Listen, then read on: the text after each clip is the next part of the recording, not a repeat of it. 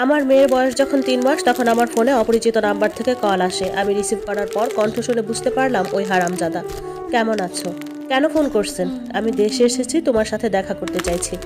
আমি পারবো না আপনার সাথে দেখা করতে, একদম ফোন দিবেন না আমাকে। আমি ফোন কেটে দিই। এরপরে অনেকবার কল করে, আমি রিসিভ করি না। 1 সপ্তাহ হওয়ার পর আমি চিন্তা করলাম আমার টাকা প্রায় নাই, হাতে মাত্র 800 টাকা আছে। দুধের বাচ্চাকে ফেলে আমি বাইরে কাজ করতে পারবো না। মেয়েটা আপাতত একটু বড় হোক, ওনার সাথে দেখা করি এবং যদি পারি কিছু টাকা নিয়ে আসি। উনি আমাকে প্রতিদিন কল দিত, কিন্তু আমি রিসিভ করতাম না। রাত 11টার দিকে আমাকে কল দেয়। আমি রিসিভ করে বলি, কি সমস্যা, কল দেন কেন? তোমার সাথে দেখা করতে চাই। কেন?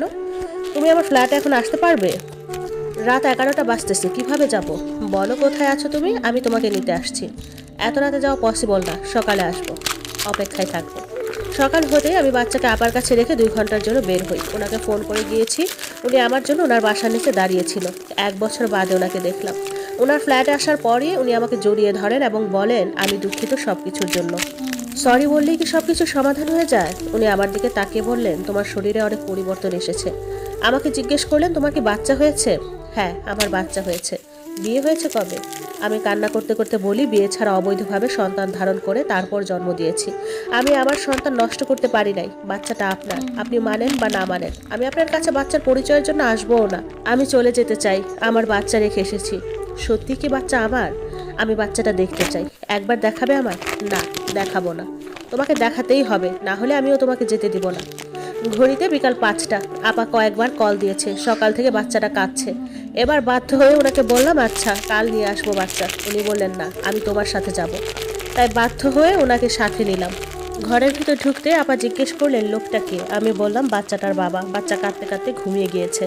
বিছানা থেকে বাচ্চাকে কোলে নিয়ে ওনার কোলে দিলাম। উনি আমার ঘুমন্ত মেয়ের কপালে চুমু খেলেন এবং বাচ্চাকে দেখে বললেন, আমার বাবার চেহারার মতো হয়েছে, বাচ্চাটা আমার। এবং উনি বাচ্চাটাকে জড়িয়ে ধরে কান্না করে বলতে লাগলেন, সরি মা, সরি তোমাকে কষ্ট দেওয়ার জন্য। এরপর আমায় বললেন, চলো আমার সাথে, তোমাকে সাথে নিয়ে যাব এবং তোমাকে বিয়ে করব। আমার আপার কাছে অনেক কৃতজ্ঞ প্রকাশ করলেন সব শুনে। আমিও আর কথা না বাড়িয়ে ওনার সাথে চলে আসি, কারণ আমার বাচ্চার পিতৃ পরিচয়টা তো লাগবে। রাগ অভিমান দেখিয়ে লাভ নাই, কারণ টাকা ছাড়া কিভাবে চলবো। ওনার ফ্ল্যাটে চলে আসি। এখানে আসার 2 দিন পরে আপাকে দাওয়াত দিই এবং সেদিনই আমাদের বিবাহ হয়। আমার কাবিন হয় 1.5 লাখ টাকা এবং সেটি উনি আমাকে দিয়ে দেয়। আল্লাহর কাছে শুকরিয়া, এত কষ্টের পর আমার সন্তান পিতৃ পরিচয় পাচ্ছে। উনি সারাদিন মেয়েকে নিয়ে পড়ে থাকতেন এবং মেয়েও যেন অনেক খুশি বাবাকে পেয়ে। উনি সবসময় বলতেন, আমার মেয়েকে আমি বাংলা শিখাবো, কোনো ইংলিশ শব্দ শিখাবো না এবং মাদ্রাসায় পড়াবো। এর মধ্যে একদিন আমার মা বোনদের কাছে যাই আমার স্বামী সন্তান নিয়ে। ওনার সাথে যে এতদিন যোগাযোগ ছিল না বা সেটা বলতে মানা করি এবং বলি বিয়ে এক আগে হয়েছে। আমার মা বোনকে এতদিন পর দেখে অনেক খুশি হই এবং কান্না করে দিই। আমার সুখের সংসার তৈরি হয়েছে একটি। মা বোনরা যাতায়াত করতো আমার বাসায়। তিনি আমায় বলতেন, তুমি আমার গোপন ভালোবাসা। যে সুখ তোমাদের মাঝে পেয়েছি সে সুখ এত বছরেও পাইনি। আবেগের বশে একজন বিদেশি স্বাধীনমনা বিয়ে করেছি, যার সাথে সংস্কৃতি, ভাষা, মন মতো কিছুই মিলে না। নিজের ছেলেদেরও মন মতো মানুষ করতে পারছি না। তবে ওনার কথা একটুও বিশ্বাস করি না, কারণ পুরুষ জাতটাই খারাপ। ওই নারীর মনে দুঃখ দিয়ে আমাকে বিবাহ করা। আমিও ভালো না, আমিও খারাপ। আমি জেনে শুনে একজন 2 বাচ্চার বাপকে বিবাহ করেছি, কিন্তু আমি পরিস্থিতির শিকার। এর মধ্যে 6 মাস কেটে যায় এবং উনি আবার প্রবাসে চলে যায়। প্রবাসে যাওয়ার পর উনি আমায় তেমন ফোন করতেন না এবং আমিও বিরক্ত করতাম না, নিজ থেকে কলও দিতাম না। তবে দিনকে দিন আমি বিবেকের দহনে আগুনে পুড়ছি। জেনে শুনে একটা নারীর স্বামীকে বিবাহ করেছি। অসহায় গরিবদের বিবেকের দহনে পুড়েও বা কি হবে? যা হওয়ার কিংবা যা করার তা করে ফেলেছি। মানসিক শান্তি আমি হয়তো মৃত্যুর আগ পর্যন্ত পাবো না, কারণ একজনের স্বামীকে 2টা সন্তানের পিতাকে আমি বিবাহ করেছি। সমাজ আমার দিকে আঙুল আগে তুলবে, কারণ আমি মেয়ে। পুরুষের দিকে আঙুলটা আগে তুলবে না, পুরুষ যতই অন্যায় করুক। অবশ্য সব ক্ষেত্রে না, কিছু কিছু বিষয়। উনি মাঝে মাঝে ফোন করতেন এবং মেয়ের সাথে কথা বলতেন। আমাদের চলার জন্য টাকা পাঠাতেন। এভাবে প্রায় 1.5 বছর কেটে যায়। 1.5 বছর পর ওনার সাথে আমার টোটালি যোগাযোগ অফ হয়ে যায়। আমি কিন্তু ওনার ফ্ল্যাটেই আছি, কিন্তু উনি ফোন করতেন না। খরচ দেওয়াও বন্ধ হয়ে যায়। আমি ফোন দিলে ব্যাক আসতো, একটা মহিলা কল করতো, অনেক সময় ছেলের কণ্ঠ শুনতাম।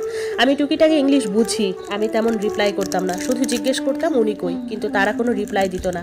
তখন মেয়েকে নিয়ে অনেক কষ্টে দিন যায়। জমানো যা ছিল তা প্রায় শেষের দিকে। একদিন দুপুরবেলা আমার দরজায় কলিং বেল বেজে ওঠে। আমি দরজা খুলে দেখি দারোয়ান চাচা। উনি আমাকে বলেন, স্যারের এক আত্মীয় আপনার সাথে দেখা করতে চায়। উপরে আসতে দেই নাই আপনার অনুমতি ছাড়া, যদি বলেন পাঠাবো। আমি বেলকুনি দিয়ে দেখি ওর দূর সম্পর্কের কাজিন, যে অনেক সময় ওর সাথে বাসায় আসতো। আমার সাথে কথা বলতো না, ওদের কি দরকারি কথাবার্তা শেষ হলে আবার চলে যেত। আমি বাসায় আসতে বলি এবং উনি বাসায় আসেন। ওনার সাথে একজন বিদেশি ছেলে। বাসায় ঢুকে ভাইটা আমাকে সালাম দেন, ছেলেটা কিছু বলে না, চুপ থাকে। সোফায় ওনারা বসেন। আমি কাজিনটার কাছে জিজ্ঞেস করি উনি কোথায়, কেন এই 1.5 বছর আমার সাথে যোগাযোগ করেনি। তখন আমাকে বলে উনি আর দুনিয়াতে নাই। বিশ্বাস করুন, আমার দুনিয়া থমকে গিয়েছে। কলিজাটা মোচড় দিল। আমি দাঁড়ানো থেকে ঠাস করে বসে পড়ি। আমি এতটাই হতভাগ্য যে আমি আমার উনির মৃত্যুর খবরটা শুনলাম না। আমাকে ওনারা পানি খাওয়ালো এবং শান্ত হতে বললেন। কাজিনটা আমাকে বলল শক্ত হন। হ্যারিস হচ্ছে ভাইয়ের বড় ছেলে। সাথে আসা ছেলেটার সাথে আমাকে পরিচয় করিয়ে দিল। বলল এটা তোমার বাবার দ্বিতীয় স্ত্রী। আমার মেয়েকে হ্যারিস কোলে নিল এবং ইংলিশে বলল আমরা আছি, কোনো অসুবিধা নেই তোমার। কাজিনটা বলল ও তোমার কাছে কিছুদিন থাকবে। আমি গেলাম, ওর টেক কেয়ার করো। কাজিনটা আমাকে কিছু টাকা দিয়ে চলে গেলেন। হ্যারিস হেঁটে হেঁটে পুরো ঘর দেখতে লাগলো আর আমার মেয়ের সাথে খেলছে। ওর মাকে ভিডিও কল দিয়ে আমার মেয়েকে দেখালো। আমার মেয়ের সাথে বেশ ভালো সখ্যতা গড়ে উঠলো। আমাকে সান্ত্বনা দিল। হ্যারিস টুকিটাকি বাংলা শিখলো, মাঝে মাঝে নিজেই গিয়ে বাজার করে আনতো। আর কাজিন ভাইটা আসতো মাঝে মাঝে, হ্যারিসকে সাথে নিয়ে বের হতো। হ্যারিস যতবার বের হতো আমার মেয়ের জন্য কিছু না কিছু আনতো। মোটামুটি একটা বিশ্বাস অর্জন হয়ে গেছে। হ্যারিস আমার কাছে টোটাল 2 মাস ছিল। একদিন আমার মেয়েকে নিয়ে নিচে গিয়েছিল, কারণ মেয়েটা অনেক কাঁদছিল। আমি কখনো ওর সাথে মেয়েকে বের হতে দিতাম না, চোখে চোখে রাখতাম। আমি আবার নিচে গিয়ে মেয়েকে নিয়ে আসি। বিকেলের দিকে হ্যারিস খুব টেস্টি করে কফি বানায়, যা প্রায় সময় বানিয়ে আমাদের খাওয়াতো। মেয়ে বাদে আমি আর মা সেই কফিটা খাই। সেই কফি খেয়ে এত ঘুম যে পরের দিন সকালবেলা উঠে দেখি আমার মেয়েও নাই, হ্যারিসও নাই।